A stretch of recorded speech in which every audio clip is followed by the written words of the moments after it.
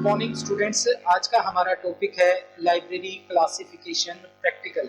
अब देखिए स्टूडेंट्स, जैसे कि आपको पता है BLIE 227 पेपर हमारा यूट्यूब पर चल रहा है, उसी को आगे बढ़ाते हुए आज हम क्लासिफिकेशन स्टार्ट करने जा रहे हैं। जैसा आपको पता है इस पेपर में दो पोर्शन है स्टूडेंट, एक है कैटलॉगिंग और एक है क्लासिफिकेशन।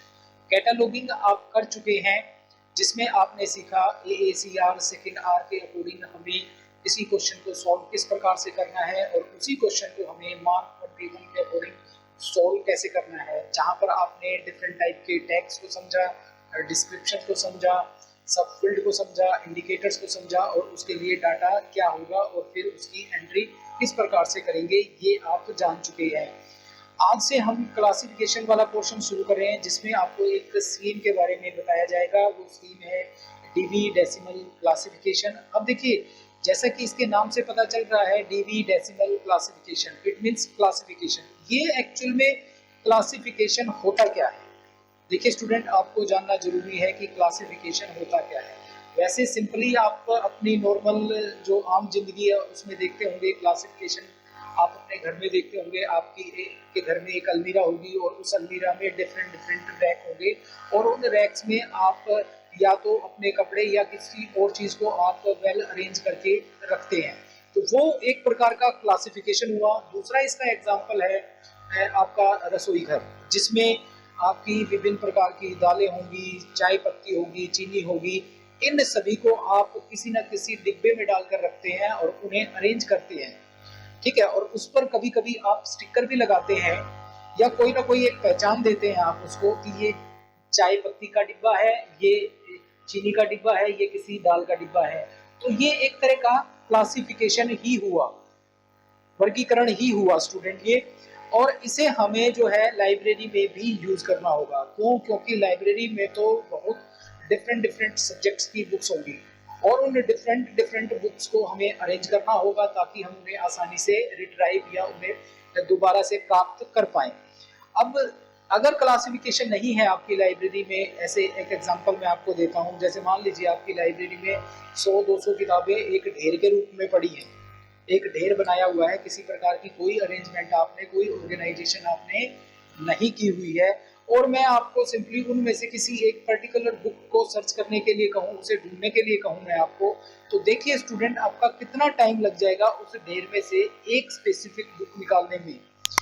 पहली बात तो आपको वो बुक काफी देर में मिलेगी, आपको पता नहीं होगा कि कहाँ वो किस बुक के नीचे रखी होगी, क्योंकि वो तो एक ढेर है, उस ढेर में से बुक्स को निकालना कितना मुश्किल होगा।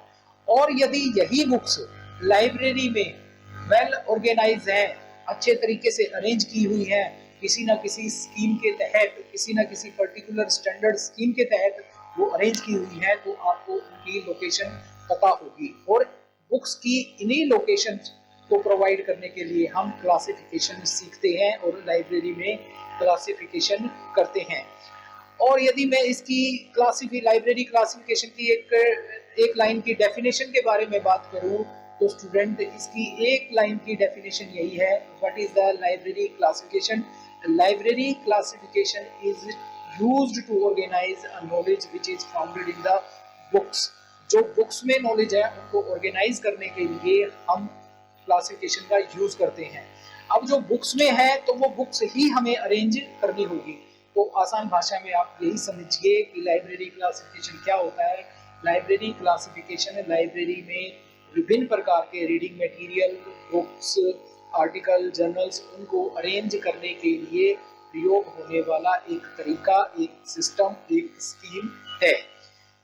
तो स्टूडेंट, आई थिंक आपको समझ में आया होगा कि लाइब्रेरी क्लासिफिकेशन क्या होता है। अब देखिए, हमें एक पर्टिकुलर लाइब्रेरी क्लासिफिकेशन स्कीम सीखनी होगी जो है DDC, जिसे हम डीवी डेसिमल क्लासिफिकेशन के नाम से जानते हैं। अब देखिए, आपको करना क्या है, डीवी डेसिमल क्लासिफिकेशन ये स्कीम आपको सीखनी होगी। अब इसको सीखने से पहले मैं बता दूं स्टूडेंट, यही एक कोई तरीका नहीं है लाइब्रेरी क्लासिफिकेशन का, यही एक ऐसा सिस्टम नहीं है। ऐसी बहुत सी स्कीम्स हैं लाइब्रेरी क्लासिफिकेशन की, जैसे मैं बात करूं EC, EC expressive classification schemes, और ये कब आई? 1897 में। और यदि स्टूडेंट मैं बात करूं यूडीसी की, यूडीसी अर्थात यूनिवर्सल डेसिमल क्लासिफिकेशन, ये आई स्टूडेंट 1905 में। मैं बात करूं एलसी की, लाइब्रेरी ऑफ कांग्रेस क्लासिफिकेशन, कहीं स्टूडेंट आपको सिर्फ एलसी मिलेगा और कहीं एलसीसी मिलेगा, लाइब्रेरी ऑफ कांग्रेस क्लासिफिकेशन, और ये आई स्टूडेंट 1904 में। एक और स्कीम है जिसे हम सीसी बोलते हैं, सीसी अर्थात कोलन क्लासिफिकेशन। इसके बारे में एक इंपॉर्टेंट चीज बताऊं, ये हमारे एक इंडियन जिनको हम फादर ऑफ लाइब्रेरी साइंस कहते हैं, doctor S R Ranganathan, सियाली रामामृता Ranganathan जी, उन्होंने ये क्लासिफिकेशन स्कीम डिवाइस की, और ये डिवाइस की 1933 में। इसी प्रकार स्टूडेंट और भी बहुत सी स्कीम्स हैं, जैसे बीसी है, ईसी है, इस प्रकार से और अन्य स्कीम्स भी हैं, परंतु इम्पोर्टेंट ये स्कीम्स हैं। इनके बारे में फिर कभी हम पढ़ेंगे डिटेल में, और आपको अच्छे से बताया जाएगा कि ये स्कीम्स किस प्रकार से, इनके क्या, इसका क्या स्ट्रक्चर रहेगा और किस प्रकार से हम इसे लाइब्रेरी में यूज करते हैं। परंतु हमारे सिलेबस में डीडीसी है, डीवी डेसिमल क्लासिफिकेशन स्कीम है, तो इसको हम सीखेंगे। तो स्टूडेंट ये डिवाइस की थी मेलविल डेवी ने।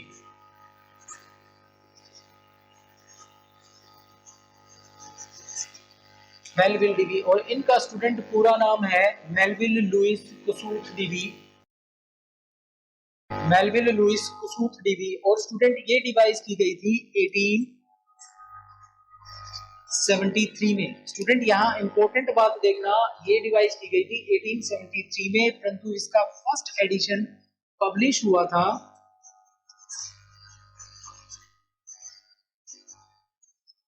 इन 1879 स्टूडेंट, सॉरी 1876, 1876 में इसका फर्स्ट एडिशन स्टूडेंट्स पब्लिश हुआ था। और ये एडिशन 1 से लेकर, और ये एडिशन इसका कब हुआ था? 1876 में। और कितने पेजेस में स्टूडेंट? ये ओनली 44 पेजेस में था, ये ध्यान रखना। और उसके बाद स्टूडेंट 15th एडिशन तक, 15th एडिशन तक जो कि आया था 1952 में, तब तक ये स्टूडेंट सिंगल वॉल्यूम में थी। तब तक क्या थी स्टूडेंट? ये एक ही वॉल्यूम में पब्लिश होती थी। उसके बाद इसका 16th वॉल्यूम आया स्टूडेंट, और वो आया स्टूडेंट इसका 1958 में। और तब ये कितने वॉल्यूम्स में आने लगी? तब ये स्टूडेंट 2 वॉल्यूम्स में आने लगी। उसके बाद स्टूडेंट इसका 17th एडिशन आया 1965 में, और फिर इसका 18th एडिशन आया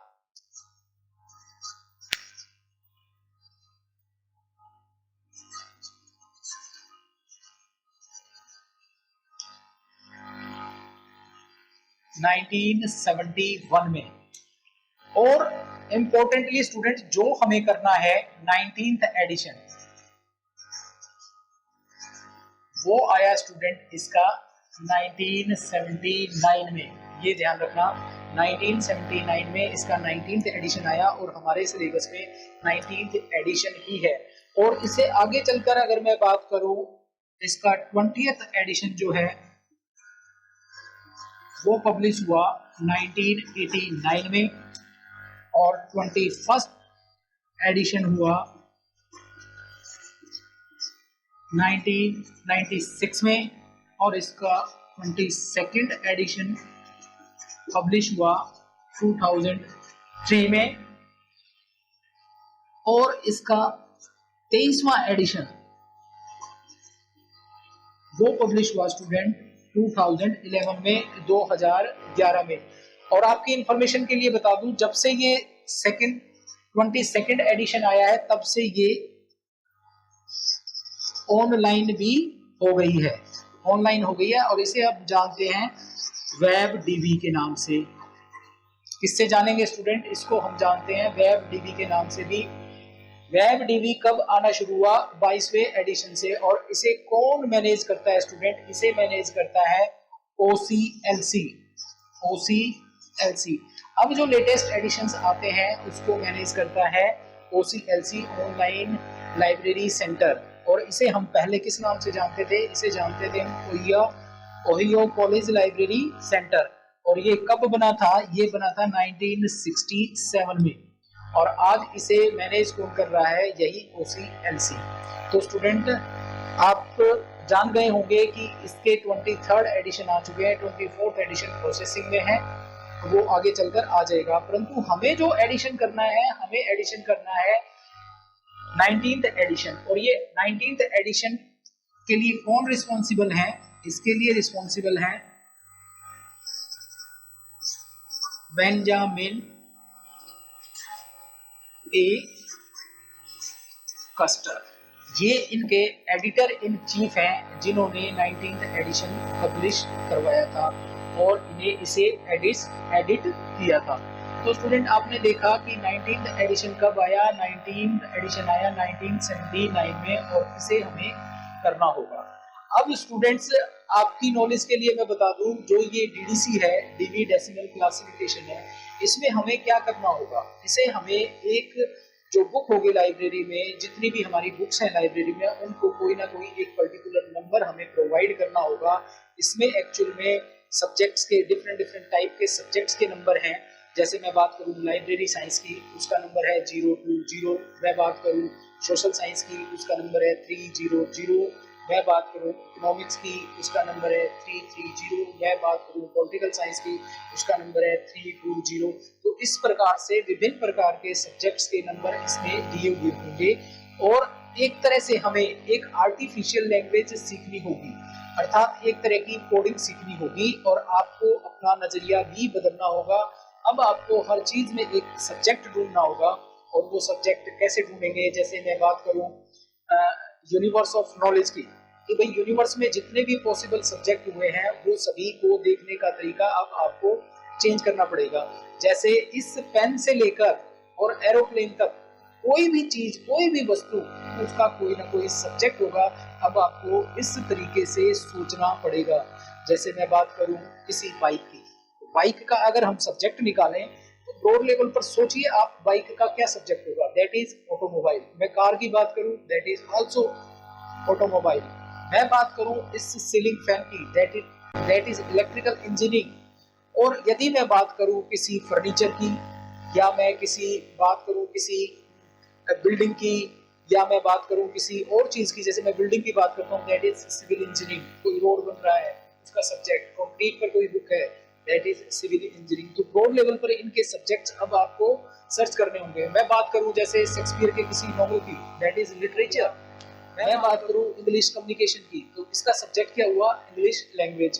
तो इसी प्रकार से आपको हर वस्तु विशेष के लिए अब एक सब्जेक्ट को सर्च करना होगा, अपने माइंड में सोचना होगा कि इस वस्तु विशेष का क्या सब्जेक्ट होगा। तो इसके लिए स्टूडेंट मैं आपको बता दूं, जैसे मैंने बताया यूनिवर्स ऑफ नॉलेज, इसे मैं रब कर देता हूं, फिर समझाता हूं। जैसे स्टूडेंट्स मैं बात करूं यूनिवर्स ऑफ नॉलेज की, क्योंकि जो ये DDC हम करेंगे, डिवी डेसिमल क्लासिफिकेशन जो करेंगे, इसमें यूनिवर्स ऑफ नॉलेज में जितने भी पॉसिबल सब्जेक्ट हैं उन्हीं के नंबर इसमें दिए हुए होंगे। तो देखिए इसका डिवाइडेशन क्या है, किस प्रकार से यूनिवर्स ऑफ नॉलेज के सब्जेक्ट्स को डिवाइड किया गया है DDC में, वो देखते हैं।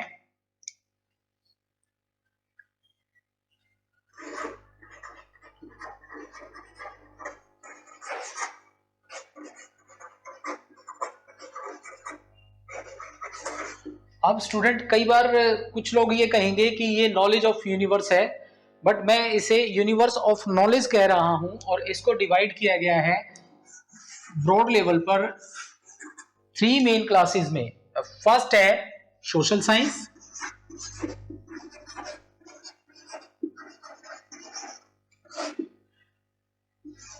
ह्यूमैनिटीज,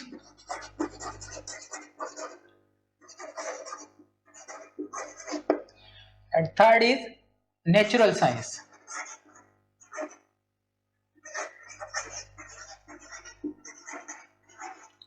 ये ब्रॉड लेवल पर 3 मेन क्लासेस आपकी हो गई।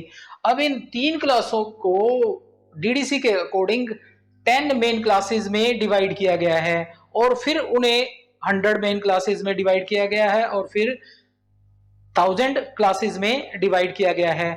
अर्थात इनकी 3 समरी हमारे सामने आएंगी डीडीसी में, जिनको आप जो इसका फर्स्ट वॉल्यूम है टेबल, उसमें 471 से 482 पेज तक इसकी समरीज देख सकते हैं। तो मैंने क्या बताया, मैंने बताया इन ब्रॉड लेवल पर 3 सब्जेक्ट्स को आगे डिवाइड कर दिया गया है 10 मेन क्लासेस में, और उन 10 मेन क्लासेस को आगे डिवाइड कर दिया गया है 100 क्लासेस में, और उन 100 क्लासेस को डिवाइड कर दिया गया है नेक्स्ट 1000 क्लासेस में।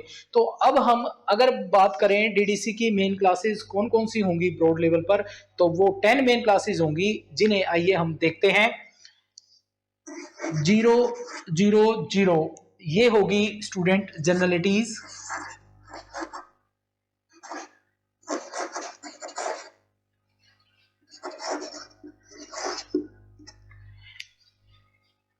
100 philosophy and related discipline।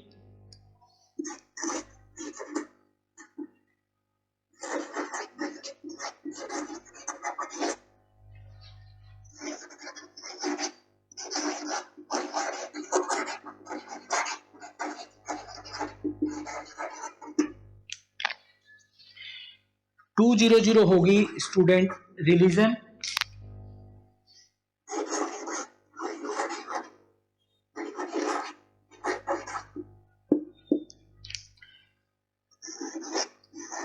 300 होगी स्टूडेंट सोशल साइंस।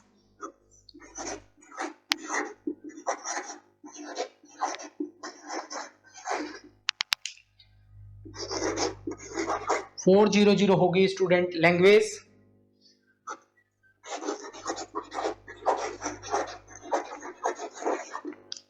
500 होगी स्टूडेंट प्योर साइंस।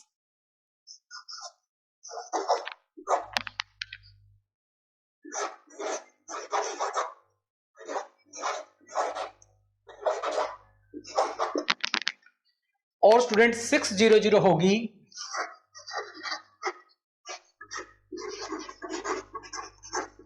टेक्नोलॉजी। और 700 होगी द आर्ट। और 800 होगी स्टूडेंट लिटरेचर।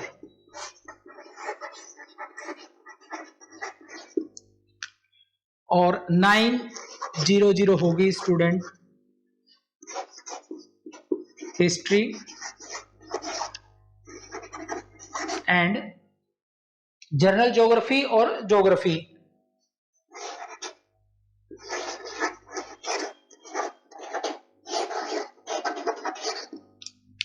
तो स्टूडेंट ये 10 मेन क्लासेस डीडीसी के अकॉर्डिंग आपकी रहेंगी, जिन्हें आपको याद करना होगा। उसके बाद स्टूडेंट इसके डिवीजन रहेंगे 100 के। जैसे मैं बात करूं, जैसे 300 की क्लास थी सोशल साइंस। अब इनको डिवाइड कर दिया गया नेक्स्ट 100 क्लासेस में, तो एक क्लास में वो 10 क्लासेस बन गई। जैसे अब मैं बात करूं 320 की, तो ये पोल साइंस हो गया। मैं बात करूं 330 की, तो ये हो गया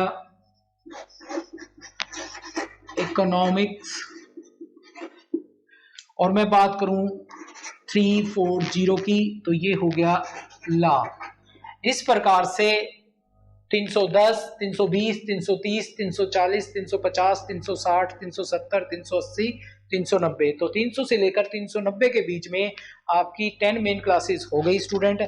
ऐसे ही हर क्लास में जैसे 100 है, 110, 20, 30, 40, 50, 60, 70, 80, 90, इस प्रकार से अगर हम इन 10 क्लासेस को मल्टीप्लाई करेंगे 10 से, तो वो 100 के डिवीजन हो जाएंगे। और उन 100 को फिर हम 10 से डिवाइड करेंगे, उनके डिवीजन्स निकालेंगे, तो वो 1000 के डिवीजन हो जाएंगे। और इस प्रोसीजर को हम कहते हैं 3 समरीज ऑफ डीडीसी। डीडीसी की कितनी समरी? 3 समरी। 100 10 की समरी, 100 की समरी और 1000 की समरी, या इन्हें हम ये भी बोल सकते हैं 10 के डिवीजन, 100 के डिवीजन और 1000 के डिवीजन। तो स्टूडेंट ये इस प्रकार से मेन क्लासेस होंगी। और जैसा मैंने आपको बताया कि 19th एडिशन जो है वो कितने वॉल्यूम्स में है स्टूडेंट, वो है 3 वॉल्यूम्स में। अब वो 3 वॉल्यूम्स कौन कौन से रहेंगे? फर्स्ट वॉल्यूम रहेगा वॉल्यूम 1, इसमें टेबल, इसको हम बोलते हैं एक्सिलरीज टेबल्स।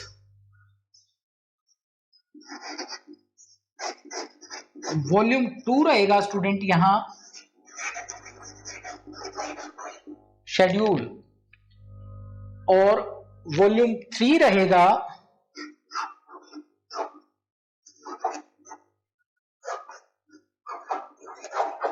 इंडेक्स, जिसे हम रिलेटिव इंडेक्स भी कहते हैं। तो ये 3 मोटी मोटी किताबें होंगी जिनका यूज करके आपको बुक्स के क्लासिफिकेशन नंबर प्रोवाइड करने होंगे, ताकि वो बुक एग्जैक्ट लोकेशन पर रखी जा सके और आवश्यकता पड़ने पर उस लोकेशन से हम उसे निकाल सकें। और ये नंबर स्टूडेंट्स कोई डीडीसी के अकॉर्डिंग ही नहीं दिए जाते, ये अलग अलग जो क्लासिफिकेशन स्कीम्स हैं उनमें अलग अलग होते हैं, परंतु हम डीडीसी ही क्यों कर रहे हैं? क्योंकि स्टूडेंट डीडीसी सबसे पॉपुलर है और वर्ल्ड वाइड फेमस है, और ये एक स्टैंडर्ड के रूप में यूनिवर्सलाइजेशन के लिए यूज की जाती है। अब ये एक प्रकार का स्टैंडर्ड है। आप देखेंगे मोस्टली लाइब्रेरीज में, वर्ल्ड की मोस्टली लाइब्रेरीज में आपको डीडीसी यूज होती हुई मिलेगी। तो मैं अब आपको वो डीडीसी की कॉपीज दिखाता हूं, जो मैंने ये 3 वॉल्यूम्स आपको दिखाए हैं, वो 3 वॉल्यूम्स आप यहाँ देख सकते हैं। ये देखिए स्टूडेंट, ये है फर्स्ट वॉल्यूम, ये फर्स्ट वॉल्यूम है स्टूडेंट, जिसको हम एक्सिलरीज टेबल्स बोलते हैं, जिसमें आपकी 7 डिफरेंट डिफरेंट टाइप की टेबल होंगी जिनका हमें उपयोग करना होगा क्लासिफिकेशन करते हुए। तो ये फर्स्ट वॉल्यूम है इसका। स्टूडेंट सेकंड वॉल्यूम है शेड्यूल, ये शेड्यूल, इसमें सभी प्रकार के नंबर्स दिए हुए होंगे जो यूनिवर्स ऑफ नॉलेज में पॉसिबल नंबर हुए हैं जब 19th एडिशन पब्लिश हुआ तब तक। अब ये अपडेट होता जा रहा है, नए नए जो विषय आ रहे हैं वो नए एडिशन में आपको मिलते हैं। थर्ड जो है स्टूडेंट, ये है इंडेक्स। इसकी आवश्यकता हमें तब पड़ती है जब हमें कोई नंबर नहीं मिल रहा हो, तो इंडेक्स में डिक्शनरी की तरह इसको यूज करके, जैसे मैं बात करूं कि लाइब्रेरी साइंस, अब आपको नहीं पता लाइब्रेरी साइंस का नंबर कहाँ है, तो इसमें डिक्शनरी की तरह आप लाइब्रेरी के नीचे साइंस ढूंढेंगे तो वहां पर 020 मिलेगा, वो लाइब्रेरी साइंस का नंबर होगा। इन तीनों चीजों को मैं आपको बताऊंगा कि किस प्रकार से यूज होंगी। और इन मोटी मोटी किताबों को देखकर स्टूडेंट घबराना नहीं, इसमें से कुछ याद नहीं करना, इनकी जस्ट हमें हेल्प लेनी है क्लासिफिकेशन करते हुए, और ये लाइब्रेरी में अवेलेबल होते हैं और वहां पर आप सीख पाएंगे, कर पाएंगे क्लासिफिकेशन किस प्रकार से किया जाता है इन क्लासेस में। देखिए स्टूडेंट, ये क्लासेस काफी इंपॉर्टेंट है और डीडीसी तो बहुत इंपॉर्टेंट है, क्योंकि डीडीसी के लिए आपको कहीं और सीखने को नहीं मिलेगा। तो इसीलिए मैं कहूंगा इसको कंटिन्यू रखें आप और कहीं पर भी स्किप ना करें। तो अब हम देखेंगे वॉल्यूम 1 में कौन कौन सी टेबल्स होंगी और शेड्यूल में क्या होगा और इंडेक्स में क्या होगा।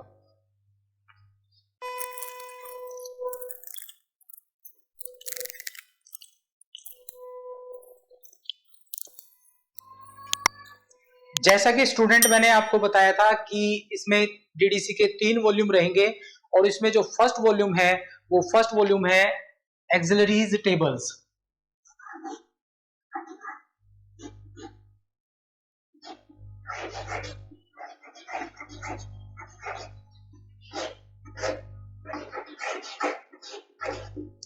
अब ये एक्सिलरीज टेबल में क्या होगा स्टूडेंट, इसमें डिफरेंट डिफरेंट टाइप की 7 टेबल्स होंगी और उनके अलग अलग नाम होंगे, और वो पर्टिकुलर किसी ना किसी सब्जेक्ट के साथ यूज होंगी।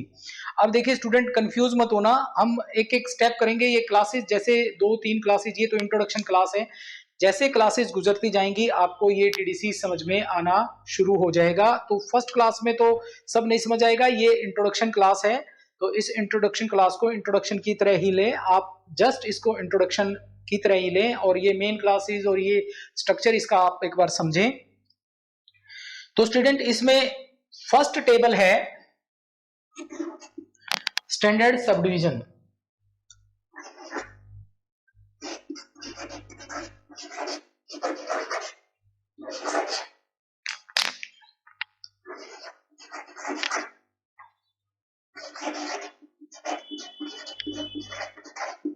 स्टैंडर्ड सब डिवीजन, और इसके लिए सिंबल रहेगा स्मॉल एस और स्मॉल एस। इनका क्या यूज होगा ये जब हम डीडीसी करेंगे तब हम देखेंगे।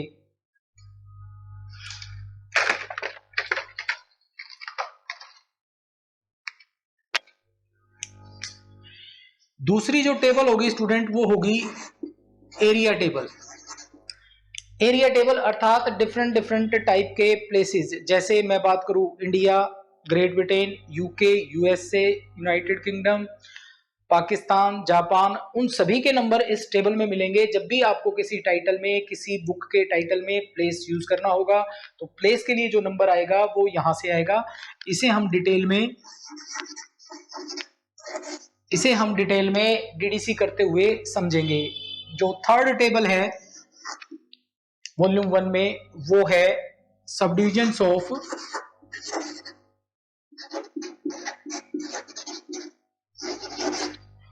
इंडिविजुअल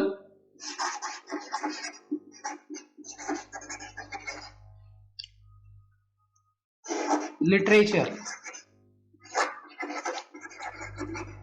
सब डिविजन्स ऑफ इंडिविजुअल लिटरेचर, और इसके लिए एब्रीवेशन यूज होती है SUB.LIT। स्टूडेंट इनका यूज हम बाद में देखेंगे। फोर्थ जो टेबल होगी वो होगी सब divisions of individual language.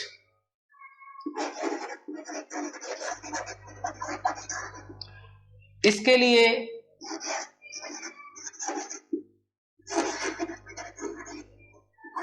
Abbreviation use होगी SUB.LANG। तो स्टूडेंट्स जैसे कि यहां लिखा हुआ है सब डिविजन्स ऑफ इंडिविजुअल लिटरेचर और सब डिविजन्स ऑफ इंडिविजुअल लैंग्वेज, तो इसमें लिटरेचर और लैंग्वेज दिया हुआ है।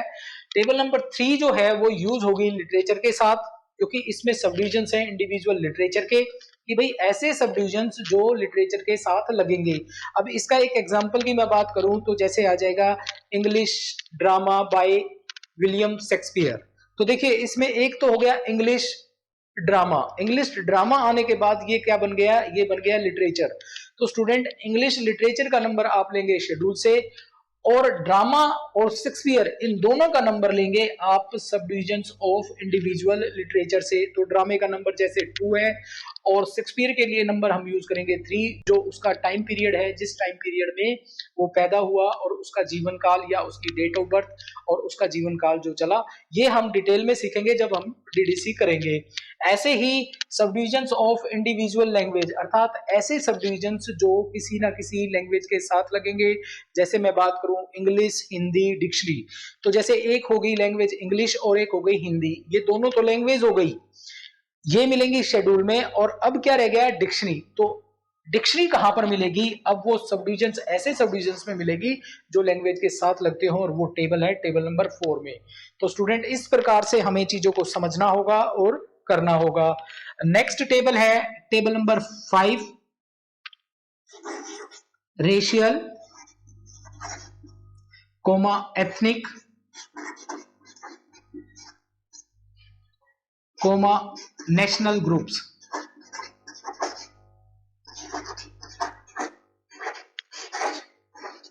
स्टूडेंट इसमें आपको डिफरेंट प्रकार की जाति और उनमें रहने वाले लोग मिलेंगे। जैसे मैं बात करूं निग्रोज की, इंडियंस की, तो इस प्रकार से आपको किसी स्पेसिफिक जाति ग्रुप में रहने वाले पर्सन्स के नंबर जो हैं इसमें मिलेंगे, और ये टेबल सभी मेन क्लासेस के साथ लग सकती है। इसको और डिटेल में नेक्स्ट क्लास में समझेंगे हम, अभी हम जस्ट एक इंट्रो ले रहे हैं। टेबल नंबर 6 है स्टूडेंट लैंग्वेज। इसमें हम क्या करेंगे स्टूडेंट, इसमें हम यूज करेंगे सेकंड लैंग्वेज। स्टूडेंट जब भी कोई चीज या विषय वस्तु दूसरी लैंग्वेज में ट्रांसलेट होगी या दूसरी लैंग्वेज प्राप्त करेगी, तो वो दूसरी लैंग्वेज का जो नंबर होगा वो हमेशा टेबल नंबर 6 से आएगा। जैसे मैं बात करूं इंसाइक्लोपीडिया इन इंडिया, या फिर मैं कहूँ इंसाइक्लोपीडिया इन इंडियन लैंग्वेज, या मैं बात करूँ इंसाइक्लोपीडिया इन हिंदी लैंग्वेज। तो देखिए इंसाइक्लोपीडिया बेसिकली तो है इंग्लिश लैंग्वेज में, बट वो हम कहाँ प्राप्त कर रहे हैं उसको हम हिंदी में प्राप्त कर रहे हैं। तो हिंदी क्या हुई, एज ए सेकेंड लैंग्वेज हुई, तो सेकेंड लैंग्वेज का नंबर हमें यहाँ से लगाना होगा। इसे हम डिटेल में समझेंगे अच्छे से। नेक्स्ट टेबल है द पर्सन्स।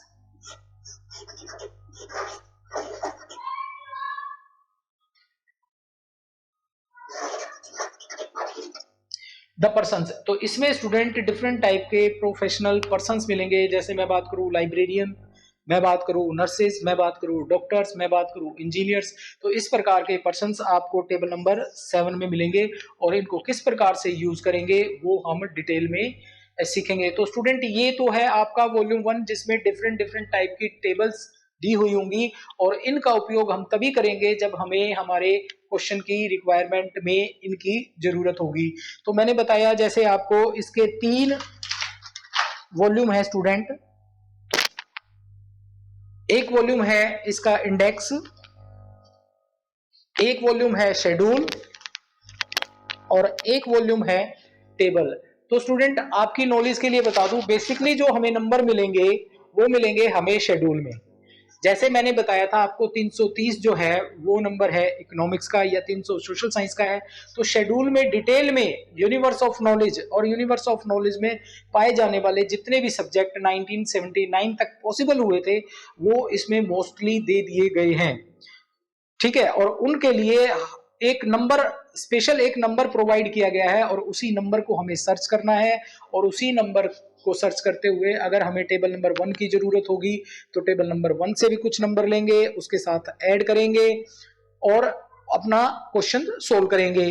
तो स्टूडेंट ये 3 आपको पता। और रिलेटिव इंडेक्स का यूज क्या होगा स्टूडेंट, मान लीजिए हमें कोई चीज नहीं मिल रही है इस शेड्यूल में या टेबल में, तो हम इंडेक्स की हेल्प से उसे हम प्राप्त कर सकते हैं शेड्यूल और टेबल में। क्यों? क्योंकि ये जो टेबल नंबर, जो ये वॉल्यूम नंबर 3 है ये इंडेक्स ही है, और इंडेक्स का काम ही होता है टेक्स्ट तक पहुंचाने का। तो ये इंडेक्स हमें टेक्स्ट तक पहुंचाएगा। अब तो स्टूडेंट इसमें कुछ और चीजें मैं आपको बताऊंगा कि कौन से नंबर यूज करने हैं और कौन से नंबर यूज नहीं करने हैं, क्योंकि हमें बहुत सारे इंस्ट्रक्शंस इसमें फॉलो करनी होंगी। तो कुछ बेसिक मैं बता देता हूं आपको। जैसे यदि मान लीजिए कोई नंबर इस ब्रैकेट के अंदर है, जैसे है मानकर चले हम ये नंबर मान लीजिए सी ब्रैकेट में या इस तरह की, वैसे तो सी ब्रैकेट मिलेगी नहीं, इस ब्रैकेट में आपको नंबर कोई दिया हुआ है तो वो अनअसाइंड नंबर होगा, वो यूज नहीं होगा स्टूडेंट। तो कभी आप जब कोई क्वेश्चन सोल्व करेंगे और उसके सामने आपका ये नंबर होगा तो वो नंबर आपको यूज नहीं करना, ये चीज आप ध्यान रखेंगे। दूसरा स्टूडेंट जो डीडीसी है वो डीडीसी फॉलो करती है 3 digit, then dot, then 3 digit और फिर एक लेटर का स्पेस, फिर 3 डिजिट और फिर एक लेटर का स्पेस और फिर 3 डिजिट। कहने का मतलब ये है, मान लीजिए आपका कोई क्लास नंबर है वो इस प्रकार से है,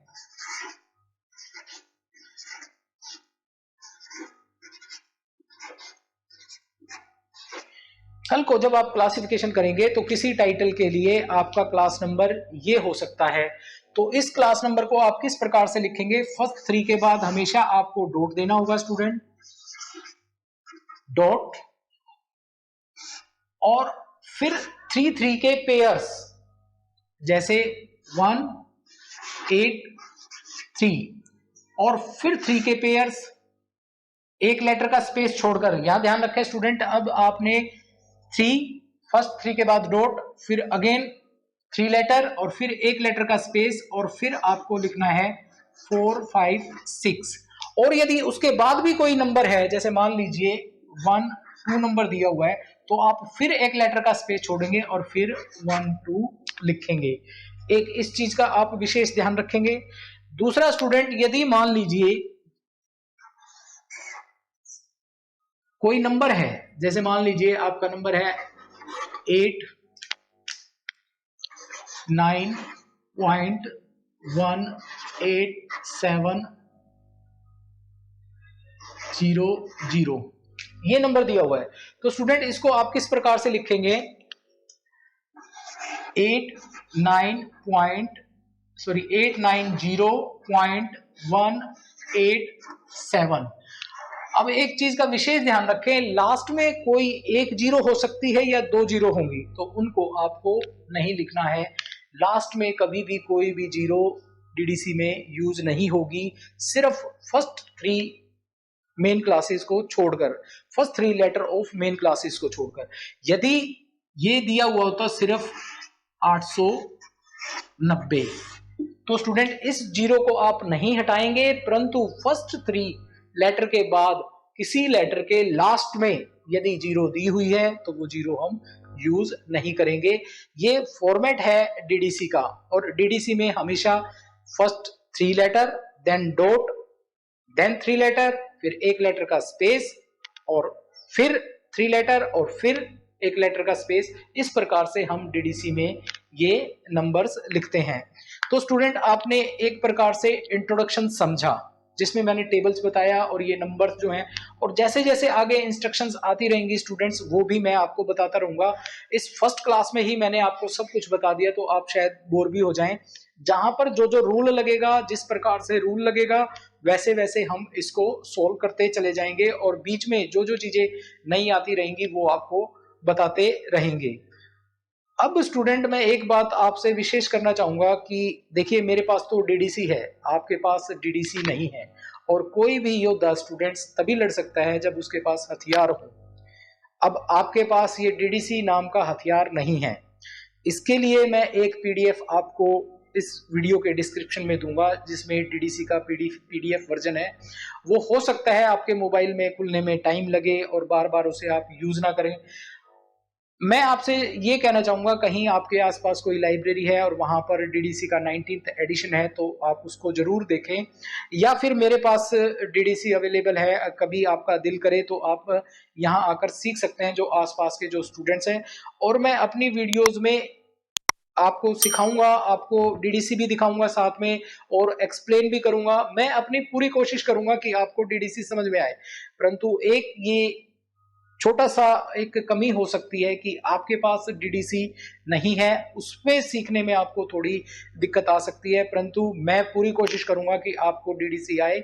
और ये डीडीसी की बड़ी इंपॉर्टेंट क्लासेस है स्टूडेंट्स। कोई आपको यूट्यूब पर डीडीसी इस तरीके से नहीं सिखाएगा जैसे मैं आपको सिखाऊंगा, क्योंकि मेरा एक कैमरा हो सकता है डीडीसी पर हो, और एक कैमरा मेरे दूसरे हाथ के नीचे हो, जहां मैं आपको एक में आपको डीडीसी का वो पेज और वो नंबर दिखाऊं, और दूसरे में आपको वो नंबर बनाना सिखाऊं। तो इस प्रकार से हम धीरे धीरे जो है डीडीसी करेंगे और अच्छे से इसको सीखेंगे। मेरी तो पूरी कोशिश रहेगी स्टूडेंट्स, बाकी आप के ऊपर डिपेंड करता है कि आप इसको कितना सीरियस लेते हैं। और आपसे रिक्वेस्ट करना चाहूंगा स्टूडेंट्स, ये वीडियोस अगर आपको अच्छी लग रही हैं तो चैनल को ज़्यादा से ज़्यादा शेयर करें, क्योंकि बहुत सारे स्टूडेंट्स के पास इंफॉर्मेशन नहीं पहुंच पा रही है। मेरी वीडियो अच्छी लगे तो इनको लाइक करो, इनको चैनल को सब्सक्राइब करो। और स्टूडेंट, मैं कोशिश कर रहा हूँ कि डिजिटल बोर्ड पे आपको पढ़ाऊं, परंतु अभी इतना बजट नहीं है।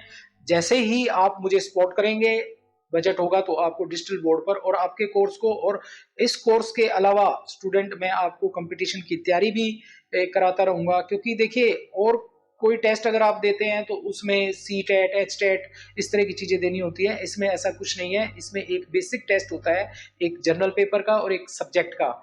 आप BLIS अच्छे से करें, उसके बाद जितना टाइम आप दूसरे टेस्ट की तैयारी को देते हैं, उससे आधा टाइम आप इस कोर्स के तैयारी के लिए दें। जब भी पोस्ट निकलेंगी, जब भी पोस्ट निकलती है, इसके लिए आधा टाइम देंगे ना, तो आप इसमें पहले जॉब लगेंगे, बशर्ते कि उसमें इतनी तैयारी करेंगे। हो सकता है वैकेंसीज कम हो, परंतु आप अगर तैयारी करेंगे, यदि आप पढ़ने वाले हैं, तो आप जरूर सक्सेस होंगे। तो इसी के साथ मैं अब विदा लेता हूं। आप मेरे चैनल को लाइक करें, सब्सक्राइब करें। Thank you very much.